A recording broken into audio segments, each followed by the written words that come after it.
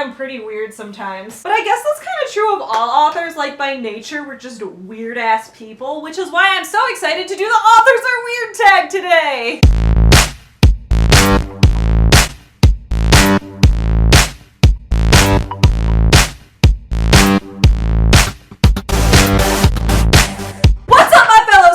Supporters, I'm Savvy. Welcome back to my channel. If you're new here, hello, it's nice to meet you. I'm glad you decided to stop by. Please don't forget to subscribe because every Monday, Wednesday, and Friday I have new videos coming out about books and writing and small business owner life, so you won't want to miss those. Today we are doing the Authors Are Weird tag. I was tagged in this by Amanda Wilmot, so check out her version of this tag, linked in the description below. Let's get into it. 1. Do you have bizarre internet searches? Actually, not really. Like, I know a lot of authors are like, yes, I'm searching, like, how long does it take for the chloroform to set in? And like, I don't write that much like thriller or murder or that type of stuff, so honestly most of what I write is contemporary. But I guess here's a funny story that will kind of go along with this so that you guys don't feel totally let down by me saying, nope, my internet's totally normal. One time when I was in college, I was writing this screenplay about a girl that got pregnant by accident. I was like in the dining hall eating lunch with this guy that I was hooking up with at the time, and I was just like,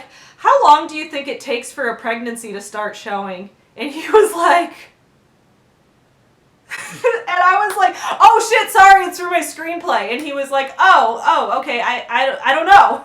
Anyway, I probably should have just Googled that. But yeah, I don't have a weird search history. I just freak the fuck out of people. Do you write people you dislike into your stories? No, not really, because like, I don't want to write a revenge fantasy. I don't want to like have a thing where I'm like, this person was mean to me and now I will murder them in this story. Like, no, I'm not like, there's all those memes that's like, don't be mean to a writer. They might put you in a novel and kill you. Like, I'm not gonna do that, don't worry. But I do like base a lot of things that happen in stories based on things that happen in real life. So like, if like someone's being rude in a certain way, like maybe someone was rude to me in that specific way in the past, but like I won't base that entire character on a person, so not really. Number 3, does personal hygiene come second to writing? Now, I personally don't wash my face. I film looking like I never shower, so I mean, this is an improvement if anything. I do shower every now and again. Personal hygiene comes like 5th or 6th to writing. I'm gonna be honest. I'm not gonna lie to you guys. I'm an honest person. I can feel the body grease caked on my outer skin right now. I don't shower enough. That's a fact. I care more about my work than my hygiene, although I have been doing better about it. But just to kind of illustrate this point, I will tell you a story that I call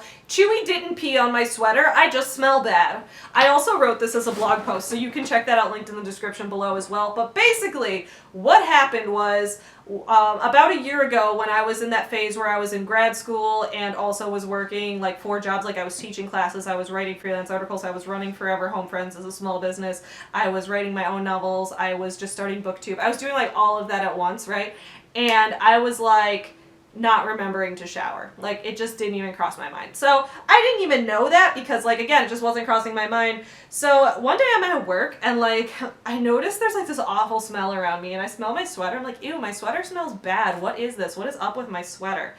And I thought maybe like Chewie might have peed on it or something. He usually wouldn't pee on my clothes. Like, he's usually much more considerate than that, but you know, dogs do whatever they want sometimes, so maybe that's what he did. Basically, I went home that day and I was like, this sweater's nasty. I think Chewie peed on it. 2 days later, I wake up and I smell the exact same smell again. It's coming from me. It's on my body and I'm in bed waking up and I'm like, well, Chewie clearly didn't pee on me while I slept, because if he did, there would be pee like on me. Like, it would exist. Like, there would be some kind of pee. And there wasn't. I was just like in bed with, Chewie might have been in the bed with me too, but he didn't pee on me. Basically, I was like, I smell bad. Like, I took a walk and I'm like, my sweatshirt still smells like this. And that's when it hit me that I just smell bad. And I came in and I was like, Tyler, Chewie didn't pee on me. I just smell bad. And he was like, yeah, you didn't realize that?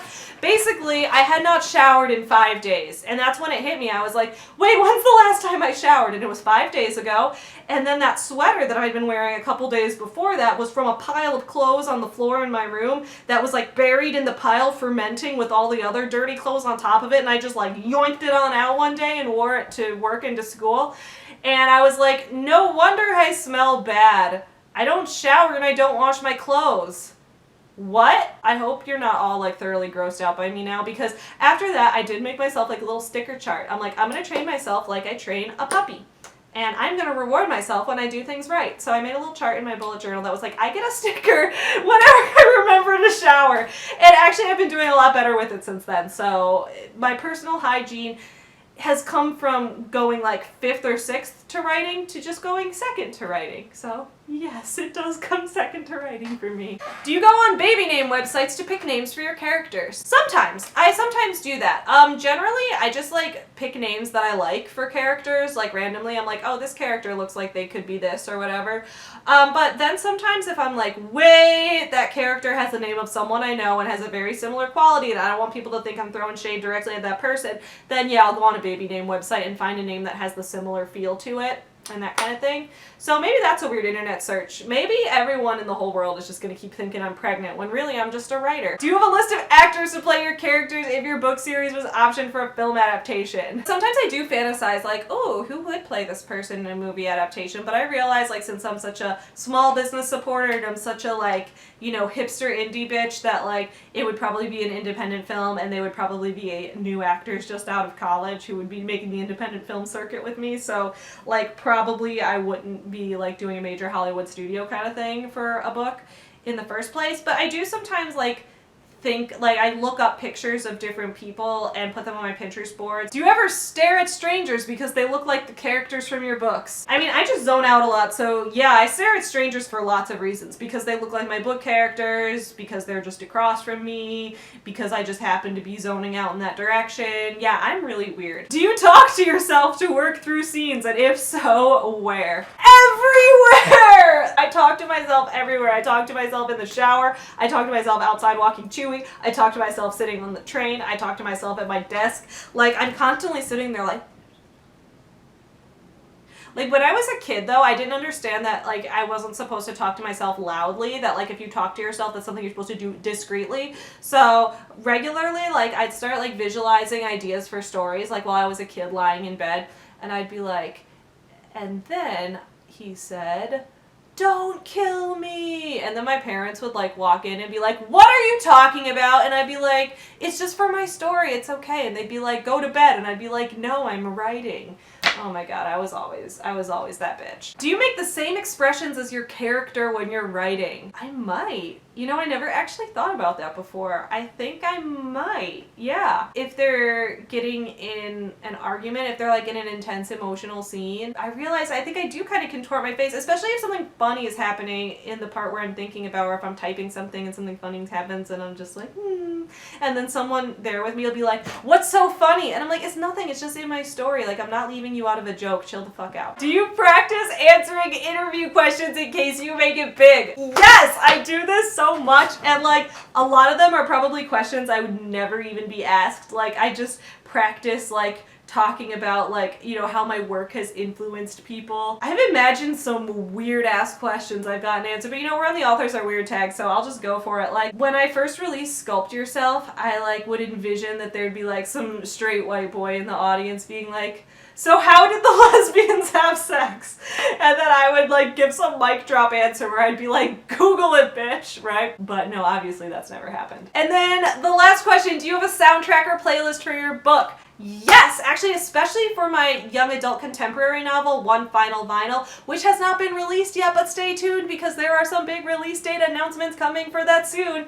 But I've actually made a video about creating a book soundtrack for that, and I have a book soundtrack playlist for that, which I will link up in the cards, so be sure to check that out because, yes, I did make a playlist and I shared it with everyone so that when the book does come out, you guys can listen along and imagine those same like moods as the character. I might have to sign up for Spotify at some point. I am a 27-year-old millennial who uses YouTube and social media constantly, but I don't know how the fuck to use Spotify. Like, when it comes to that, I'm just like, what is this site? Like, I don't get it. But, you know, maybe I'll figure it out at some point. Anyway, that's all for today. I hope you all enjoyed being weird with me. I will tag some people to participate in this video in the description below. If you would like to support this channel, please check out my Patreon page, which is also linked in the description below. And thank you so much to everyone who has become a patron of this channel and who has helped make this channel awesome and make it what it is. I really appreciate that. I will see you guys again soon. In the meantime, don't forget to support small businesses. Happy writing!